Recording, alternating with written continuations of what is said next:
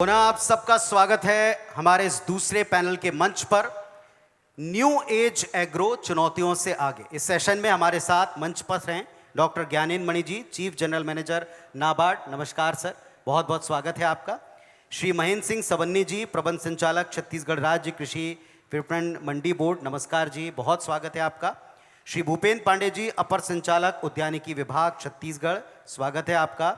Doctor Girish Chandel sir, कुलपति इंदिरा गांधी कृषि विश्वविद्यालय रायपुर, आपका भी बहुत बहुत स्वागत है। और श्री सी बी लौंडेकर जी, अपर संचालक कृषि विभाग छत्तीसगढ़, नमस्कार। आप सभी का जोरदार तालियों के साथ हम इस मंच पर स्वागत करते हैं।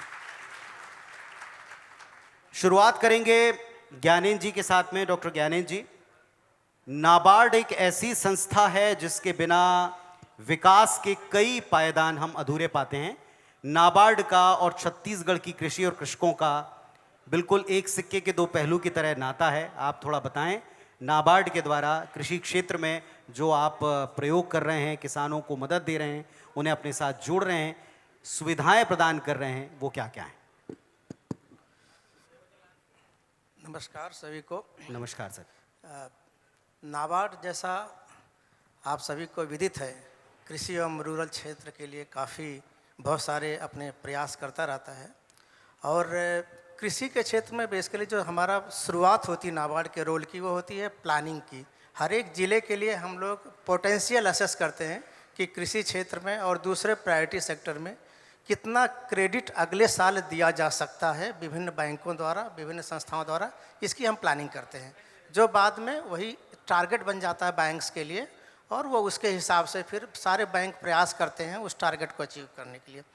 दूसरा जो सबसे बड़ा चीज़ होता है, नाबार्ड जिन बैंक्स को फिनेंशियल रिसोर्सेज की कमी पड़ती है उनको रिफाइनेंस भी देता है, कंसेशनल रिफाइनेंस देता है। उसमें गवर्नमेंट ऑफ इंडिया की तरफ से भी कुछ कंसेशनल रिफाइनेंस आते हैं जो हम लोग पास ऑन करते हैं। तीसरा जो मेजर रोल है, hand holding support. Hand holding support ना केवल बैंकिंग इंस्टीट्यूशंस के लिए, सारे स्टेक होल्डर्स के लिए, उसके अलावा फार्मर्स के लिए भी हम लोग हैंड होल्डिंग सपोर्ट प्रोवाइड करते हैं। इनके लिए डिफरेंट स्टेट गवर्नमेंट के द्वारा, यूनिवर्सिटीज़ के द्वारा, एनजीओज़ के द्वारा, डिफरेंट के द्वारा उनको हम लोग ट्रेनिंग प्रोवाइड करते हैं। और इवन इंस्टीट्यूशनल जैसे NIBSM, बायोटेक स्टेट मैनेजमेंट, उनके थ्रू भी हम बहुत सारे ऐसे ट्रेनिंग प्रोग्राम्स देते रहते हैं जहाँ फार्मर्स की हैंड होल्डिंग हो। जहाँ तक कृषि ऋण की बात है, अगर आप देखें पिछले 22-23 की है, 22-23 में हम लोगों ने जो कृषि ऋण टोटल ऋण दिया था प्रायोरिटी सेक्टर में 63,000 करोड़ का था। उसमें 24,000 करोड़ कृषि क्षेत्र में गया और 35,000 करोड़ लगभग गया है हमारे MSME सेक्टर के लिए। सो ये सारे प्रयास बैंकों के द्वारा किया गया है, अभूतपूर्व प्रयास रहता है बैंक्स के। और उसमें अगर आप बस्तर रीजन की देखें, बस्तर रीजन सभी का, हमारा या क्या बैंक्स का भी, सभी यूनिवर्सिटीज़ का भी, सभी इंस्टीट्यूशंस का एक प्रायोरिटी फोकस्ड एरिया रहा है। तो वहाँ पे बहुत सारे इश्यूज़ तो हैं। बस्तर रीजन में 6-7 ज़िले आते हैं, और पिछली बार जैसे देखें, अगर बस्तर का क्षेत्रफल देखें, लगभग 26-27% क्षेत्र का है, 12% पॉपुलेशन केयर करता है। लेकिन अगर हम कृषि ऋण की बात करें तो कृषि ऋण जो है थोड़ा अगर परसेंटेज टर्म में देखें तो उतना ग्रोथ नहीं है जितना बाकी क्षेत्रों में है। टोटल लगभग 6 लाख वहाँ पे जो फार्मर्स हैं, किसान हैं, पूरे राज्य में 40 लाख प्लस फार्मर्स हैं, उसमें से 6 लाख बस्तर रीजन में है। लेकिन अगर हम KCC बात करें, पूरे राज्य में 22 लाख KCC इशू हैं, उनमें से 2.27 केवल बस्तर रीजन में किया गया है। तो एक अच्छा है, प्रयास है। और नाबार्ड की तरफ से और जो योजनाएं हो रही हैं कृषि के KCC के लिए, हम लोग बढ़ाने के लिए बहुत सारे गवर्नमेंट ऑफ इंडिया का स्कीम चलता रहता है। KCC फिशरीज़ के लिए, एनिमल हस्बेंड्रीज़ के लिए, उसमें हम लोग प्रयास कर रहे हैं। लेकिन अब बहुत सारे प्रयोग कर रहे हैं फार्मर्स। जो सबसे इम्पॉर्टेंट जो प्रयोग कर रहे हैं, FPO बनाना। FPO का क्या है? Aggregation of the farmers, aggregation of the farm produce. So उसमें क्या इंटायर वैल्यू चेन हम लोग उसको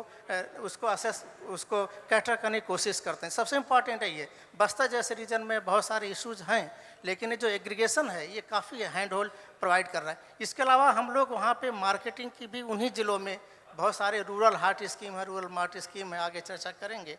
तो ये सब चीज़ें हम प्रोवाइड कर रहे हैं वहाँ पे। सर, ये जो बोधघाट प्रोजेक्ट है इसमें भी आप लोगों ने काफ़ी योगदान दिया है। महत्वाकांक्षी एक प्रोजेक्ट है, क्योंकि आप कह रहे हैं सिंचाई एक बहुत बड़ा फैक्टर है?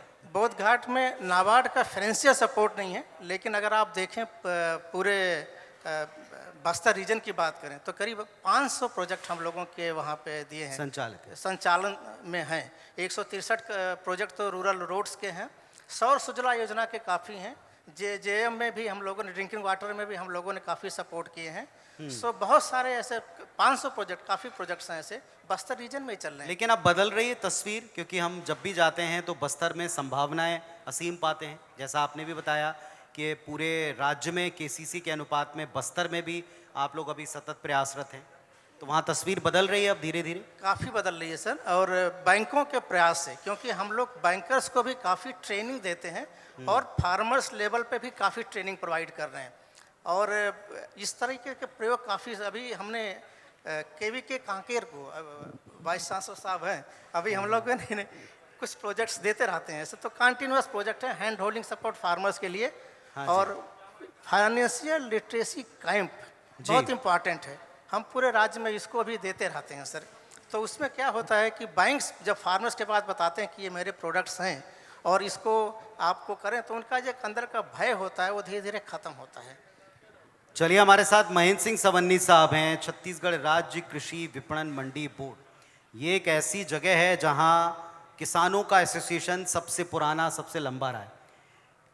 किस तरह की नई सुविधाएं और नवाचार हम लगातार करते हैं कि किसान और सुविधा प्राप्त करें और अपने उपज को लेकर के तरक्की प्राप्त कर सकें? सवन्नी जी,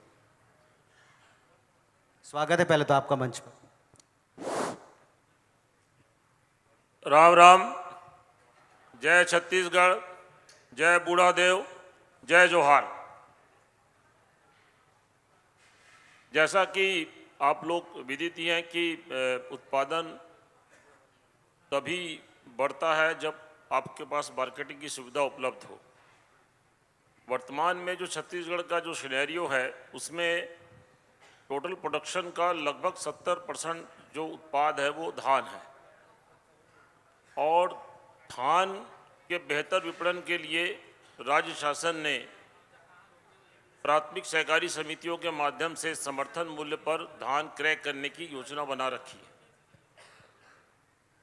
तो मंडी विपणन बोर्ड ने इसी कड़ी में सारी सोसाइटियों को अपना उप मंडी प्रांगण घोषित किया है और सभी सोसाइटियों में चरणबद्ध तरीके से कृषकों की सुविधाओं के लिए आवश्यक सुविधाएं, संरचनाएं विकसित करने की योजना है। और उसमें प्रथम चरण में हमने लगभग 120 करोड़ के काम स्वीकृत करके 2200 सोसाइटियों में ये काम प्रारंभ भी किए थे और लगभग पूर्ण हो चुके हैं। आगे कुछ हमने 600 प्राथमिक सहकारी समितियों में किसान कुटीर, जहां पर किसान चूँकि 12 महीना प्राथमिक सहकारी समितियों में अपने खाद, बीज या समर्थन मूल्य पर धान विक्रय के लिए आता है, तो उनके बैठने की व्यवस्था हो, उनके लिए छोटी सी कैंटीन हो, शौचालय हो, तो ये हमने लगभग 600 प्राथमिक सहकारी सोसाइटियों में किसान कुटीर बनाए हैं।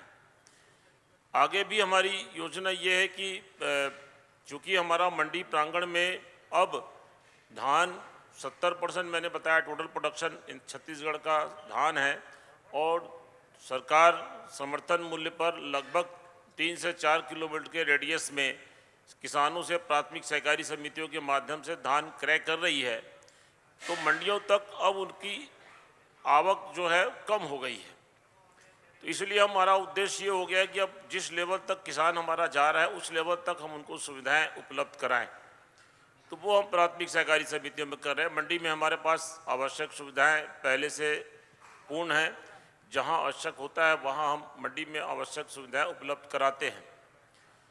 इसके अलावा हमने कुछ जो ट्राइबल बेल्ट की मंडियां हैं, जहां हमको लगता है कि धान के अलावा कुछ जैसे वनोपज भी होता है, इनके लिए कुछ विपणन की व्यवस्था हो, तो ये हमने ऐसी 5 मंडियों को ई-नैम से जोड़ा है। ई-नैम से जोड़ने से उनको अपनी उपज का अधिक मूल्य दूसरे मंडी क्षेत्र के व्यापारियों से प्राप्त हो सकता है जी। वो अपनी उपज को यदि ई-नैम के थ्रू बेचते हैं, तो चूंकि ई-नैम इलेक्ट्रॉनिक ट्रेडिंग है और इलेक्ट्रॉनिक ट्रेडिंग में पूरे छत्तीसगढ़ का कोई भी व्यापारी कहीं भी ऑनलाइन बिडिंग कर सकता है, तो उससे किसानों को उनकी उपज का अधिक लाभ या अधिक कीमत प्राप्त होगी और उसकी सहमति उपरांत ही उपज बेचने का प्रोविज़न है। अगर किसान उस रेट पे नहीं बेचता है तो वो उसकी अपनी सहमति है, पर यदि बेचना चाहता है तो उसकी पेमेंट सेम डे उसके खाते में डालेगा व्यापारी, तभी वो उपज को वहाँ से ले जा सकेगा। तो ये हमने अभी 5 मंडियाँ रिसेंटली और ई नाम में जोड़ी है, ताकि ये जो ट्राइबल बेल्ट की मंडियाँ हमारी, वो इसमें उनका जो उपज का लाभ है उनको किसानों को अधिक मूल्य मिल सके। सवनी जी, अब थोड़ा आधुनिकीकरण की तरफ किसान भी बड़े आकर्षित होते हैं। पहले से ज़रूरतें, बुनियादी ज़रूरतें तो चाहिए, अच्छे दाम के साथ, व्यवस्थाओं के साथ, मूलभूत सुविधाओं के साथ, लेकिन अब थोड़ा आधुनिक कैंपस की तरफ भी लोग आकर्षित होते हैं, किसान आकर्षित होते हैं, जब कंपटीशन बहुत ज़्यादा हो मार्केट में। उस तरफ भी ध्यान है मंडी बोर्ड का? मंडी बोर्ड का ध्यान उस तरफ भी है निश्चित रूप से, परंतु जो पुराने अनुभव हैं बहुत अच्छे नहीं हैं। जैसे हमने वैल्यू एडिशन के लिए मंडियों में ग्रेडिंग मशीन लगाई है, वो हमने 20 मंडियों में ग्रेडिंग मशीन लगाई थी कि वैल्यू एडिशन के रूप में वो अगर किसान चाहें तो फ्री ऑफ कॉस्ट अपनी उपज को ग्रेडिंग करा के उसके बाद बेच लें। पर अनफॉर्चुनेटली हमारा प्रयास या किसानों का सहयोग हमको नहीं मिल पाया और वो हम वैल्यू एडिशन के लिए जो स्कीम चलाए थे वो हमको बंद करनी पड़ी। दूसरा, हमने गोडाउंस बना रखे हैं मंडियों में। गोडाउंस का बनाने का मतलब ये है कि यदि किसान को लगता है कि आज उसकी उपज का मूल्य अधिक प्राप्त नहीं हो रहा है तो वो अपनी उपज को गोदाम में सुरक्षित रख सकता है विदाउट एनी कॉस्ट, और जब वो चाहे तब 2 दिन बाद, 4 दिन बाद जब उसे लगता है कि मुझे मूल्य अच्छा मिलेगा तब वो अपनी उपज को विक्रय कर सकता है। तो वो जो मार्केट में रेट फ्लक्चुएट होते हैं तो वो उसके लिए ये हमने लॉन्च कर रखा था, गोडाउन बना रखे हैं मंडियों में हमने जी। तो वैल्यू एडिशन के लिए बताया मैंने आपसे कि चूँकि वो उसी लेवल पे मोस्टली उनके ग्राम लेवल पे ही धान खरीदी हो रही है, तो वो नहीं हो रहा है।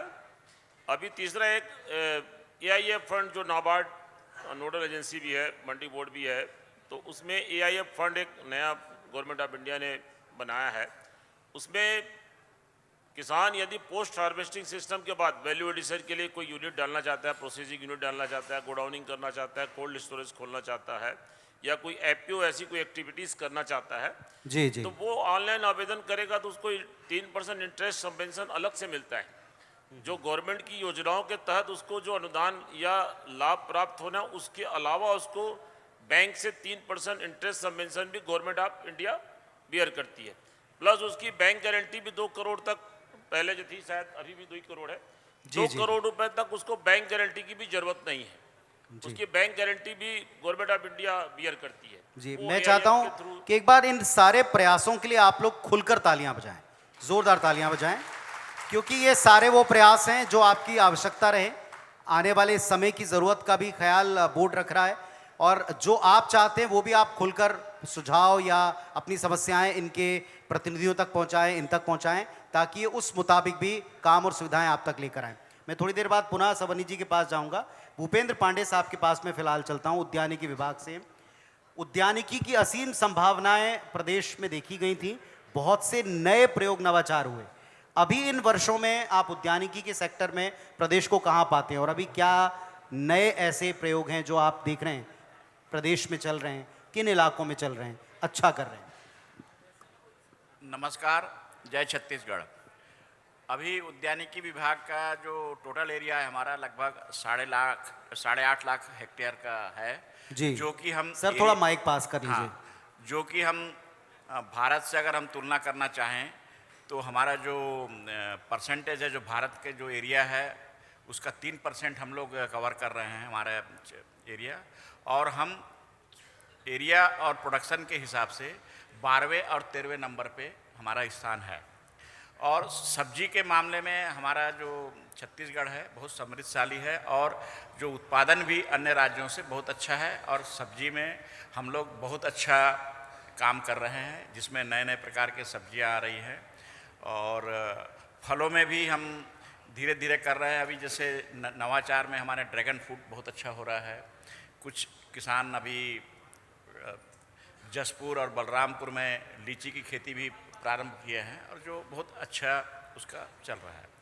साथ ही साथ अब हम फ्लोरिकल्चर में भी अच्छा चल रहे हैं, जैसे महासमुंद है रायपुर के आसपास और बस्तर कोंडा गांव में। सर माइक थोड़ा पास करें। बस्तर कोंडा गांव में फ्लोरिकल्चर का अच्छा काम चल रहा है। तो अभी हमारे यहाँ के जो गुलाब हैं भुवनेश्वर वगैरह एक्सपोर्ट हो रहे हैं। तो इस प्रकार का उद्यानिकी में नवाचार के साथ साथ हम अन्य फसलों को भी बहुत ज़्यादा उत्पादन कर रहे हैं। और अभी हम लोग के द्वारा सबसे ज़्यादा जो महत्व दिया जा रहा है फलदार में, जैसे मान लो हमारे यहाँ का जो केजी गुआवा है, ये केजी गुआवा जो है जो बड़े साइज़ के आ रहे हैं, ये अपने यहाँ से हमारे जो किसानों के द्वारा नर्सरी है उसके द्वारा हमें गर्व करना चाहिए कि आंध्रा, उड़ीसा, गुजरात जा रहा है। हमारे यहाँ पे वेजिटेबल जो सीडलिंग है, ग्राफ्टेड पौधे, ये भी किसानों के द्वारा हमारे विभाग के द्वारा 6 हमने प्लग टाइप यूनिट खोल रखा है, जिसमें हम सीडलिंग्स देते हैं किसानों को। उनके मांग के हिसाब से एक नॉमिनल चार्ज है और कुछ किसानों ने अपने स्वयं कर रखा है। और इस प्रकार का करीब करीब हमारे राज्य से ग्राफ्टेड पौधे दूसरे राज्य को हम लोग सप्लाई कर रहे हैं। अच्छा। जिससे कि उत्पादन भी बहुत ज़्यादा आ रहा है और जो विल्ड का प्रॉब्लम है वो विल्ड का प्रॉब्लम धीरे धीरे ख़त्म हो रहा है। कहने का तात्पर्य यह है कि अब हमारे किसान सीड की जगह सीडलिंग्स पे ज़्यादा जा रहे हैं, जिससे कि उनको रोग मुक्त और अच्छे पौधे मिल रहे हैं। तो इस प्रकार का हमारे, और इसके लिए हम लोगों ने जो नर्सरी तैयार करने के लिए प्लग टाइप की हमने अभी तक 4-5 किसानों को करीब उसमें हम 1 करोड़ रुपए का अनुदान देते हैं। 1 करोड़ का यूनिट है, 54 लाख करीब उसमें हम लोग अनुदान देते हैं और इस टाइप का ये हो रहा है। अभी हमारे यहाँ मशरूम का भी कुछ अच्छे काम हो रहे हैं। मशरूम के लिए भी हम लोग करीब जो प्रोडक्शन के लिए 8 लाख रुपए का अनुदान देते हैं। कुछ ऐसे BSCAG वाले लड़के हैं जो 2-2 हज़ार 3-3 हज़ार स्क्वायर मीटर पे कर रहे हैं और जिससे करीब करीब मैं उनसे कई बार चर्चा किया हूं, तो महीने में 1 लाख रुपए तक का वो उससे उतने छोटे से एरिया में जी तो 1 लाख रुपए तक का बिक्री कर रहे हैं। जी। तो इस प्रकार का मशरूम का भी एक बहुत अच्छा मार्केट हमारा जी। कुछ छत्तीसगढ़। नए पौष्टिक चीज़ों के बारे में भी मैं आपसे चर्चा करूंगा।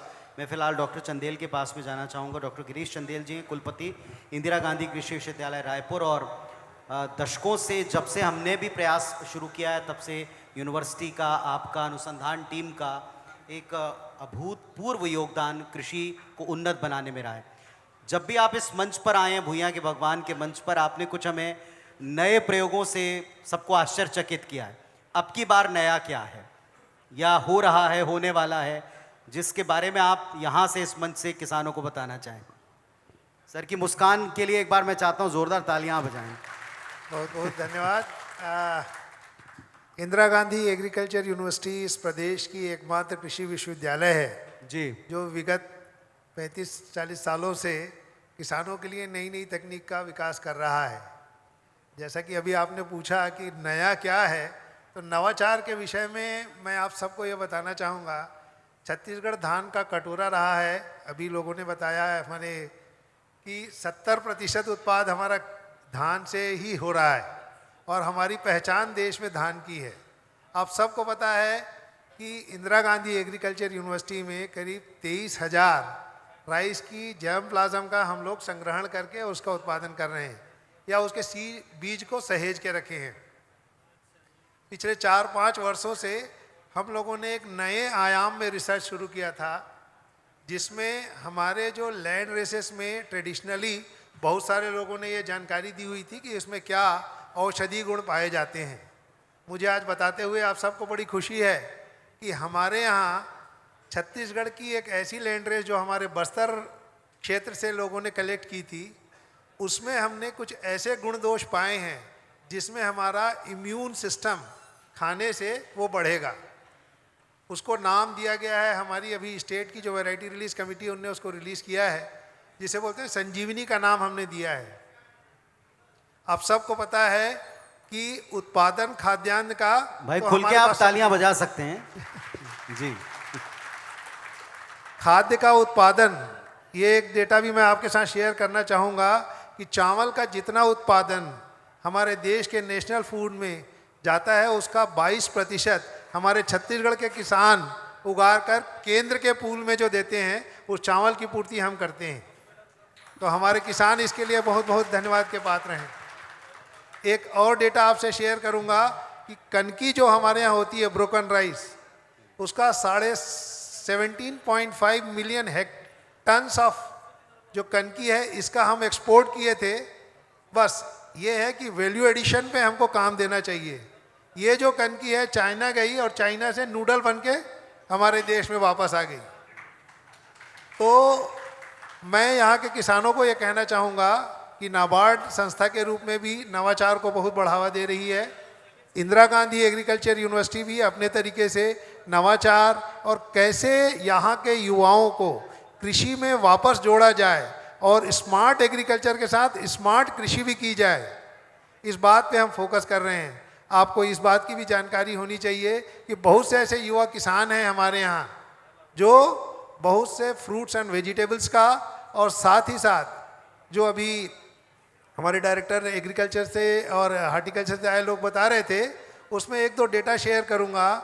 बेरला बेमेतरा का जो एरिया है वहाँ से कम 60 से 40 ट्रक रोज हमारे यहाँ से टमाटर जो है दूसरे प्रदेशों में जाता है।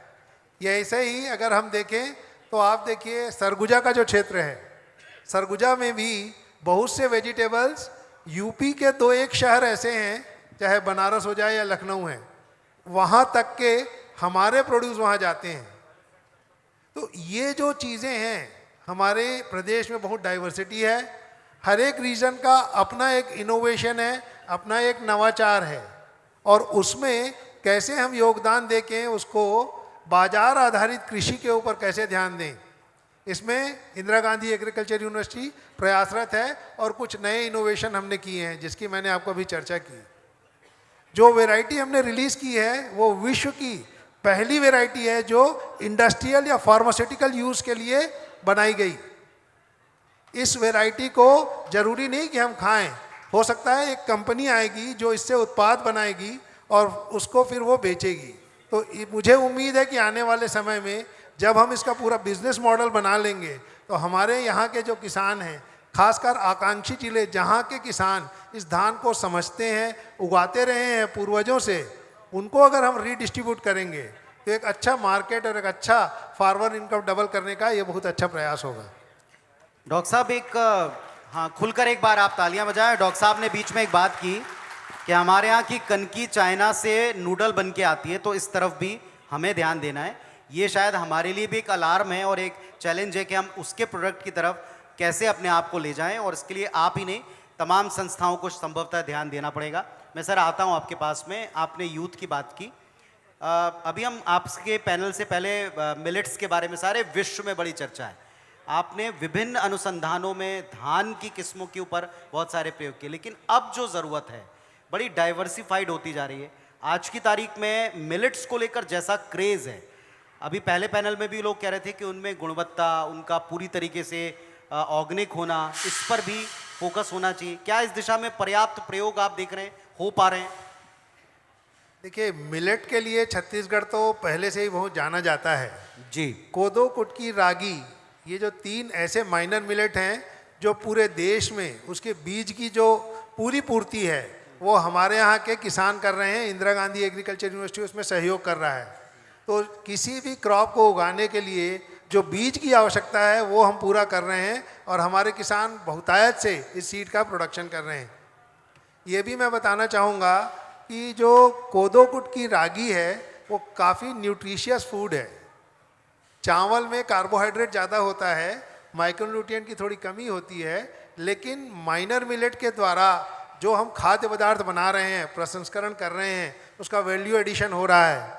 इंटरनेशनल ईयर ऑफ मिलेट में जो पहली ऐसी योजना है जो ग्रीन रिवोल्यूशन के बाद भारत सरकार ने और हमारे छत्तीसगढ़ की सरकार ने इसको मिशन मोड में लिया, जिसमें टोटल बजट आउटले का 60% से ज़्यादा भाग उन लोगों में दिया गया कि इसकी जानकारी फैलाई जा सके और साथ ही साथ होटल मैनेजमेंट और होटल इंडस्ट्री को दिया गया ताकि ये इससे ऐसे खाद्य पदार्थ बना सकें जो कि आदमी के न्यूट्रिशन को टारगेट कर सके। तो कृषि में मैं एक बात और कहना चाहूँगा कि जो भी फार्मर उत्पाद करता है वो एक रॉ मटेरियल होता है। उस रॉ मटेरियल से हमको अच्छे उच्च गुणवत्ता वाले खाद्य पदार्थ बनाने हैं। और इस मिलेट मिशन प्रोग्राम में आप देखेंगे तो महती परियोजना है जो हमारे छत्तीसगढ़ सरकार भी चला रही है कि मिलेट कैफ़े का प्रादुर्भाव हुआ है। हर जिले में एक मिलेट कैफ़े खोल रहे हैं। इसमें थोड़ी जानकारी और अवेयरनेस की और ज़्यादा ज़रूरत है ताकि आज के युवा इसको खा सकें। मुझे लगता है कि जो वैल्यू एडेड प्रोडक्ट्स हम बना रहे हैं उसका कंपटीशन कमर्शियल जो प्रोडक्ट्स हैं उनसे होता है। हम इस चीज़ का ध्यान रखें कि कोई भी उत्पादन हम जब करने वाले हैं, जो प्रोडक्ट बना रहे हैं, उसके टेस्ट को हम उस लेवल पे रखें जिस पे 12 से 24 साल के बच्चे जिस टेस्ट को खाते हैं। जैसे मैं हमेशा कहता हूं कि ग्लोबलाइज इकोनॉमी में आज हमारे यहाँ का जो नौजवान है वो पिज़्ज़ा, बर्गर, नूडल्स, पास्ता के ऊपर ज़्यादा डिपेंडेंट होता है। हमको ऐसे कृषि उत्पाद बनाने चाहिए कि पिज़्ज़ा या नूडल जो बन रहा है उसमें इतना न्यूट्रिशन हो कि उस हम बच्चे को उस कुपोषण को दूर करने के लिए हम उसको वैल्यू एडेड कर सकें, लेकिन टेस्ट उसका वही होना चाहिए जो नॉर्मल नूडल का होता है। तो इस दिशा में फोकस प्रयास करने की जरूरत है। जोरदार तालियां इस विचार के लिए।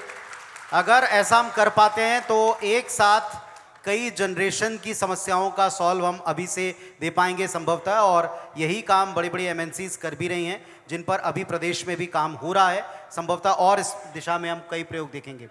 डॉक्टर साहब के पास जाएं उसके पहले अगर कृषि विभाग को आप देखें तो आप जितने भी महानुभावों को, हस्तियों को यहाँ मंच पर देख रहे हैं, ये सब मिलकर कृषि विभाग के साथ आप सबका सहयोग प्रदान करते हैं योजनाओं के द्वारा या प्रयोगों के द्वारा, नवाचार के द्वारा, इनकरेजमेंट के द्वारा।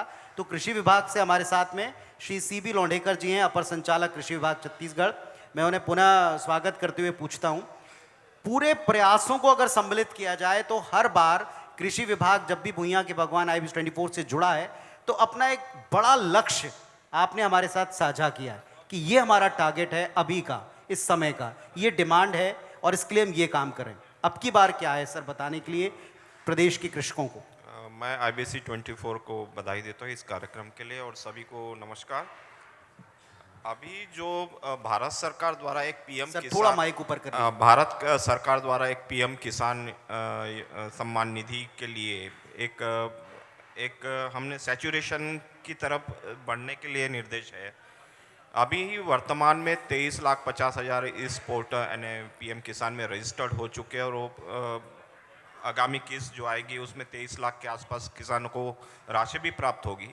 लेकिन हमारे लिए चैलेंज है वन पट्टाधारी एवं जो PVTG फार्मर्स है, PVTG फार्मर्स के लिए मैं आप लोग को आह्वान करना चाहूँगा, किसान भाइयों को, आपके आसपास के जो किसान हैं PVTG यानी जो पहाड़ी कोरबा है या अमोजमाड़िया, इस तरह के किसान आपके 4-5 जातियाँ हैं, उसमें उन किसानों को अगर आप प्रोत्साहित करेंगे, अपने आप इनकरेज करें उन्हें कि वो जाके रजिस्टर करें, CSC में कर सकते हैं या खुद कर सकते हैं मोबाइल ऐप के जरिए या विभाग के माध्यम से भी आप इसमें जुड़ सकते हैं।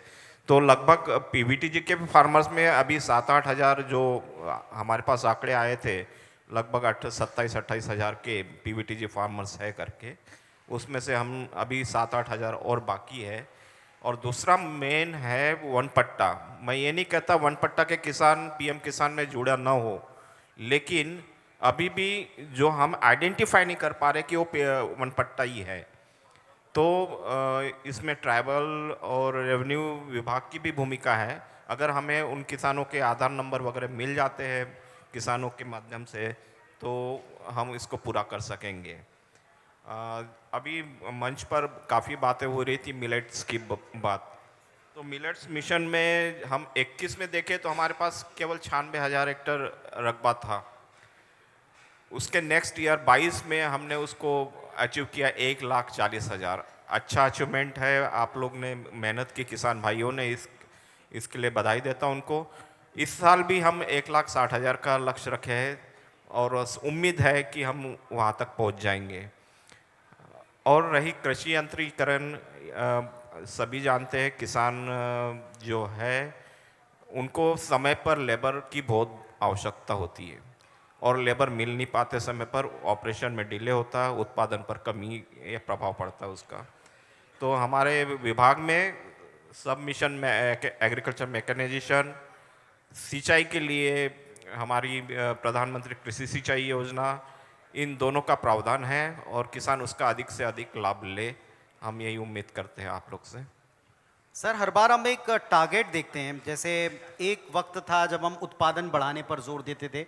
डॉक्टर चंदेल से भी जब हम शुरुआत में बात किया करते थे तो प्रोडक्शन के ऊपर बड़ा फोकस होता था, फिर न्यूट्रिशन के ऊपर एक फोकस आया कि प्रोडक्शन पर्याप्त है, अब न्यूट्रिशन वैल्यू पे काम कीजिए। एक वक्त था जब हम उसकी मार्केटिंग पे, उसके शोकेस करने पे, किसानों को एक्सपोजर मिले, उनके दाम बढ़ सकें, वो कंपटीशन में आ सकें, इस पर हम ध्यान देते थे। अब की बार इस समय का चैलेंज आपको क्या लग रहा है? ये सब कुछ मिला के है या कोई नया चैलेंज है मेरे जिस को तरह जो विभाग चैलेंज लग रहा है मार्केटिंग का। मार्केटिंग का? जी। यस, अगर किसानों को उनको समय पर उनका उचित मूल्य मिले तो किसान और प्रोत्साहित होंगे। स्कीम्स बहुत सारी हैं, प्लेयर्स बहुत सारे हैं। अभी हमारे मंच पर ही आप देखें, बहुत सारे लोगों ने प्रयासों की बात की, किसानों के जुड़ने की बात की। किसानों को आप कैसा पाते हैं? यहाँ का किसान इतना लगनशील, मेहनत वाला है कि नए प्रयोगों से घबराता नहीं है। हर तरह का प्रोडक्ट हमने देखा, कॉफ़ी हो, फूल हो, नई सब्जियां हो, ब्रोकली हो या तमाम तरह के उत्पादन, हर क्षेत्र में लोग बढ़ चढ़ कर हिस्सा लेते हैं। ज़रूरत किस चीज़ की है? कंपनीज कौन तक पहुंचने की? जरूरत की है schemes? धान में तो हम बहुत अव्वल है, ये सभी जानते हैं। दूसरा, दलहन तिलहन पर ज़्यादा फोकस हो तो बहुत ही अच्छा होगा, और मिलेट्स, तीनों प्रोडक्ट ऐसे है कि दलहन और तिलहन पर अगर किसान भाई हमारे ध्यान देंगे तो देश का भी जो इंपोर्ट एक्सपोर्ट का जो लागत है वो कमी आएगी, मैं ये सोचता हूँ। कृषि विभाग के द्वारा भी क्या ऐसे कोई प्रयास हो रहे हैं? जैसे हम देखते हैं आज हर राज्य के साथ कुछ खास जीआई टैग्स, कुछ खास उपज, बहुत से ऐसे ज़िले हमने देखे हैं जिन्होंने एक एक प्रोडक्ट के साथ खुद को जोड़ा है। तो ऐसे लक्ष्य आप दे रहे हैं ज़िलों को? जी जी बिल्कुल। दलहन तिलहन के लिए हमारा प्लेन एरिया जो है बमेतरा, ये इसी साइड है, और सरगुजा में दलहन की फसल होती है ज़्यादातर, और मूंगफली की फसल महासमुंद है, गरियाबंद है, और सरगुजा साइड की भी काफ़ी है उसमें। तो इन लोगों को ज़्यादा प्रयास करना चाहेंगे कि हम ज़्यादा से ज़्यादा तिलहन फसल ले। अगर तेल की कमी तो पूरे देश में है, हम छत्तीसगढ़ में नहीं है। और मैं देख रहा हूँ सोयाबीन जो एक फसल थी, आज दिनों दिन उसका बीज नहीं पर्याप्त मात्रा में उपलब्ध हो पाता है, वो फसल लेने में किसान ये कर रहे हैं, और धान फसल पर जा रहे हैं। आज की तारीख में, अब डॉक्टर चंदेल सर से मैं पूछना चाहूँगा, डॉक्टर साहब, आज की तारीख में बहुत से ऐसे स्टेट्स हैं जिनके बीच में एक इंटरनल कंपटीशन भी चल रहा है और हम कुछ चीज़ों में एकदम अव्वल हैं। क्या लक्ष्य आपको लगता है अभी यूथ को देना पड़ेगा? बहुत से युवा ऐसे हैं, इसी मंच पर आप देखें, जो खेती किसानी नौकरियां छोड़कर फार्मिंग की तरफ आ रहे हैं, उनको आप क्या टारगेट देना चाहेंगे कंपटीशन के हिसाब से? जैसे कि मैंने अभी पहले भी आपसे बात चर्चा की थी कि हम बाजार मूल्य और बाजार की व्यवस्था को पहले स्टडी कर लें, उसके वॉल्यूम को समझ लें, उसके अनुसार कृषि के उत्पाद का पहले हम 10% उस पूरे बजट के वॉल्यूम को हम टारगेट करके अगर फोकस करके उत्पाद बनाएंगे, कृषि उत्पादों से वैल्यू एडेड प्रोडक्ट बनाएंगे, इससे पहले बनाने के पहले मुझे ये जानकारी होनी चाहिए कि किस बाज़ार में मैं बेचूंगा, कहाँ बेचूंगा, कितना वॉल्यूम होगा। इन सब चीज़ों की जब हम जानकारी लेके प्रयास करेंगे, इसी को कहते हैं कि बाज़ार आधारित उत्पादन करना, या कृषि के उत्पाद को बाज़ार के हिसाब से एडजस्ट करके बनाना। तो ये कार्य अगर अपन करेंगे तो युवा बहुत से ऐसे कार्य कर भी रहे हैं। जैसे मैं एक एग्जाम्पल बताऊं, सरगुजा ज़िले में एक जेरेनियम की खेती होती है। उसने जेरेनियम की खेती करके केवल जेरेनियम नहीं बनाया, उससे ऑलरेडी उसने एक एसेंशियल ऑयल निकाला, उसका स्प्रे बनाया, और आज उसका टर्नओवर करीब 1 या 1.5 साल में ही, युवा लड़का है, उसका टर्नओवर 50 लाख से ऊपर का है। जोरदार तालियां इस बात पे। तो इस दिशा पे ध्यान देना चाहिए हमको। ऐसा नहीं है कि हम केवल चावल उगाएं। केवल चावल क्यों उगाएं? चावल के साथ जो वैल्यू एडेड प्रोडक्ट्स हैं वो बनाना भी आना चाहिए। एक और एग्जाम्पल देना चाहूँगा, प्रोटीन की इंडस्ट्री आज के डेट में सभी युवाओं में बहुत बढ़ गई है। जितने लोग जिम जाते हैं वो सब प्रोटीन जरूर खरीद के खाते हैं। प्रोटीन का रेट बाज़ार में कितना है, 400 रुपये से लेके करीब करीब 12 से 13 हज़ार रुपये तक, उसकी क्वालिटी के हिसाब से। क्या हम एक प्रोटीन एक्सट्रैक्शन की यूनिट आती है, राइस के प्रोटीन को कैसे निकालें, 70% उसमें राइस का प्रोटीन आप निकाल सकते हैं। उसमें समस्या ये थी कि वेजिटेबल से जो प्रोटीन निकलता है उसके डाइजेशन में कोई प्रॉब्लम आता है। अब ऐसे एंजाइम्स बाज़ार में उपलब्ध हैं कि आप प्रोटीन निकाल के अगर उसमें वो एंजाइम का पाउच डाल दें तो वो हमारे लिए बहुत अच्छा होगा। आपको इस चीज़ की जानकारी होनी चाहिए कि प्रोटीन की डेफिशिएंसी को वेजिटेबल से पूरा करने के लिए हमारे सनातन में बहुत से ऐसी जनसंख्या है जो मीट का प्रोटीन खाती ही नहीं। तो ये बहुत बड़ा मार्केट है। इसके लिए हम अपने उत्पाद को कैसे बनाएं और किस तरीके से उसके रिक्वायरमेंट के अनुसार उसकी पैकेजिंग फॉरवर्डिंग करके मार्केटिंग करें, यही आज के लिए उद्यमिता विकास पे नाबार्ड भी बहुत अच्छी फंडिंग करता है। स्टार्टअप इंडिया में बहुत अच्छी फंडिंग है। अभी आपको मंडी बोर्ड से आए प्रतिनिधि ने भी बताया कि प्रोसेसिंग की यूनिट है। तो सरकार अपने तरफ से इस चीज़ों में प्रयास कर रही है। हमें ये करना है, अपने अंदर करेज तैयार करना है और केवल एमएसपी पे धान बेच के खुश नहीं होना है, उससे आगे बढ़ना है। इसके लिए मुझे लगता है कि युवाओं को आगे आना चाहिए। मार्केटिंग के भी, जैसे ई नाम के थ्रू आप मार्केटिंग कर सकते हैं, बहुत सी चीज़ों में अपन आगे बढ़ सकते हैं।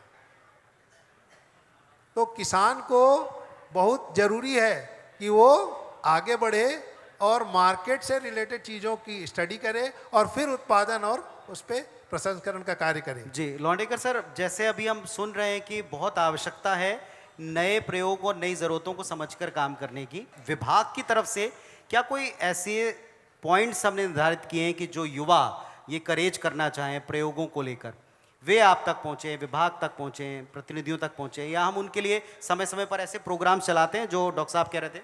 युवाओं के लिए एक विशेष योजना चल रही है, कस्टम हायरिंग सेंटर। जी, वो अपनी इनकम जनरेशन भी कर सकते हैं और अन्य किसानों को भी उस माध्यम से किराए पर, जो जैसा मैंने कहा था कि इम्प्लीमेंट्स वगैरह देख के किराए पर वो जल्दी से जल्दी अपना खेती का कार्य पूर्ण कर सके, इस उद्देश्य से भी उनके लिए प्रावधान है। तो युवा किसानों से आह्वान है कि जितने अधिक से अधिक कॉमन सर्विस सेंटर चालू करें। मैं चाहता हूं कि एक बार आप सभी जोरदार और लगातार तालियां हमारे इस पैनल के लिए बजाएं।